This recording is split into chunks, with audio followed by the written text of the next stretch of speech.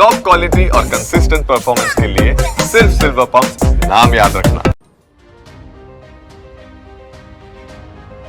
નમસ્કાર, સમાચારો સાથે હું છું જયેશ। પ્લેન ક્રેશ દુર્ઘટનાને લઈને જે ડીએનએ સેમ્પલિંગની કામગીરી ચાલી રહી છે તેમાં અત્યાર સુધીમાં મહત્વપૂર્ણ વિગતો હાથ લાગી રહી છે।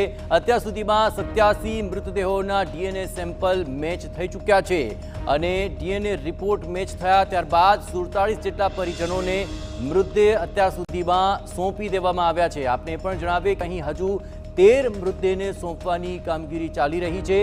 અહીં સિવિલમાં હજુ 8 પરિવારો મૃતદેહ લેવા માટે આવી રહ્યા છે। એકથી વધુ મૃતદેહ અંગે અહીં રાહ જોનારા 12 જેટલા પરિવારો છે। કુટુંબીઓ સાથે ચર્ચા બાદ આવનારા હજુ પણ 11 જેટલા પરિવારો છે અને એમ્બ્યુલન્સ સાથે પોલીસ એસ્કોર્ટ વાહન પણ મોકલવામાં આવી રહ્યા છે। અહીં મૃતકોના ઘર સુધી ડોક્ટરની એક ટીમ પણ સાથે રવાના થાય છે। જ્યાં મૃતદેહ સોંપાયા તેમને ડેથ સર્ટિફિકેટ પણ આપી દેવાઈ રહ્યા છે। અત્રે મહત્વપૂર્ણ છે કે અત્યાર સુધી ખેડા, અમદાવાદ, બોટાદ, મહેસાણા, ભરૂચ, અમરેલી, આણંદ, મહીસાગર અને ગાંધીનગર આ ઉપરાંત જૂનાગઢ અને ભાવનગરના પરિવારોને મૃતદેહ સોંપી દેવાયા છે। 92 કન્ફર્મેશન આવ્યા છે, એમાંથી 87 બોડીઝ રજીસ્ટર થાય છે, કારણ કે અમુક ડુપ્લિકેશન છે ડેટા।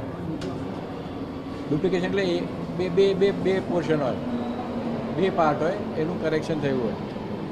ડિસ્પેચ થયા છે 47 લોકો એમના સગાવાલાના મૃતદેહો લઈ ગયા છે।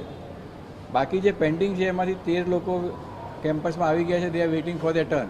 આમાંથી લગભગ 4 જણા ઓછા થયા છે, એટલે તમારી પાસે જેટલા રહે એટલા 9 લોકો હજી વેઇટિંગ છે કે ઓન કેમ્પસ।